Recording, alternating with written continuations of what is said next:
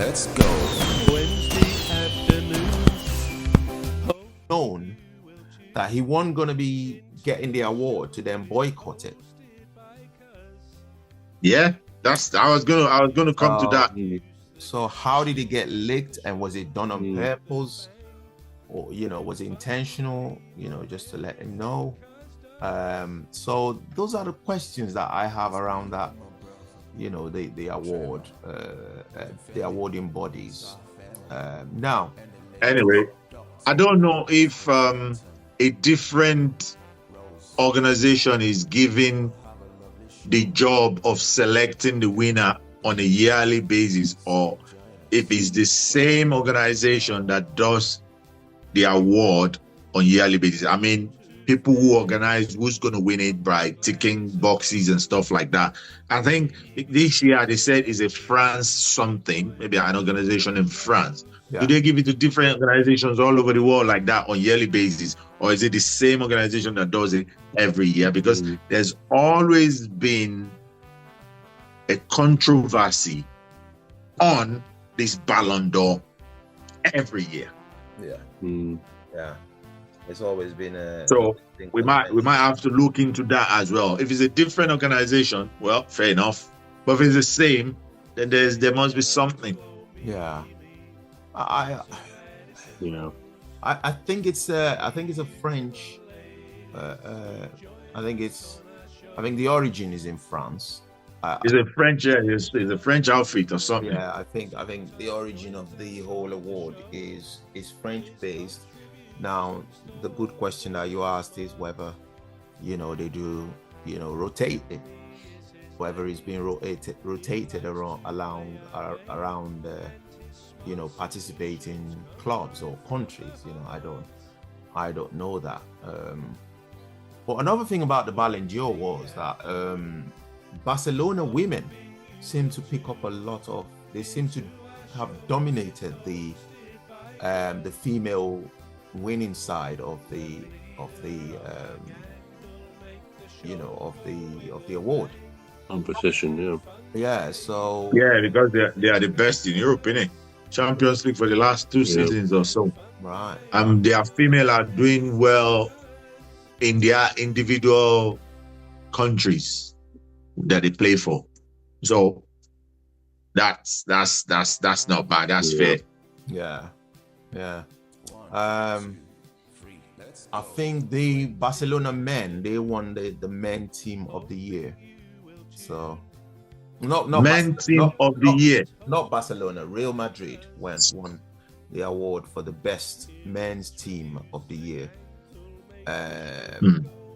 So Real Madrid won that, and I think the Carlo Ancelotti won the best coach of the year. So so them boycotting it, I don't really see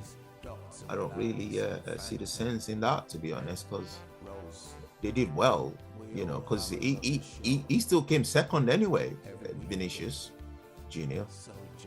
So he won like he were at bottom or something, he still came second. But here's the real question. So if they didn't give it to Rodri and they didn't give it to Vinícius Júnior, who would have been your candidate? I'll start with you, bro. I think that's a pretty hard question to answer. Yeah.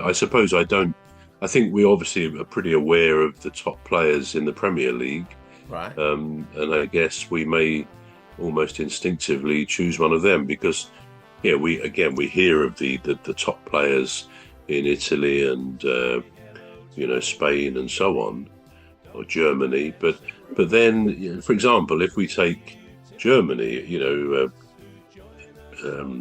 Bayern Munich, we got Harry Kane there, and the ex-Palace chap Elise is there as well, and managed, of course, by Vincent Kompany. Yeah. But then many, you may say, for example, Harry Kane had a brilliant season last season. He scored lots of goals. He broke lots of records. He must be a candidate.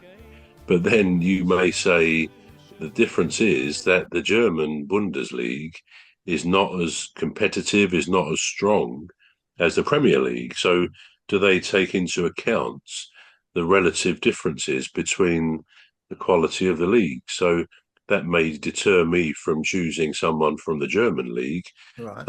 I guess Barcelona, Real Madrid would have one or two players, as we've already said, who would qualify to win it. But at the end of the day, like a football match, really, only one team can win. Only one person can win this.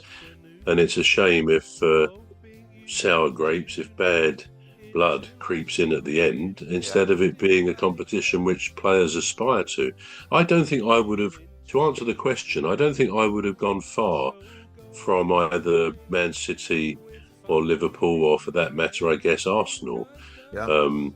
I mean, you get a feeling for the future that Cole Palmer could well be a good candidate for the Ballon d'Or. I mean, he's that good a footballer, but perhaps not yet ready. But yeah, I mean, again, somebody else I think is a fantastic footballer is Mo Salah at Liverpool. He is just consistently scoring goals and a great player. But so, talking of goal scorers, of course, we have Haaland at Man City. I mean, he scored so many goals last season that in itself could well qualify somebody to win that particular honour. So, yeah, I would go for one of our top players, I think, in the Premier League. Right. Okay. You still haven't given us a name. Did you say Cole Palmer? Okay. No, I think it's too soon for him. Right. I would think I would actually go. I think I suppose I'd have to go for Haaland because he scored so many goals.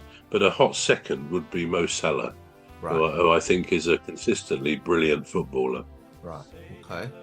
Thank you for that. Southamo?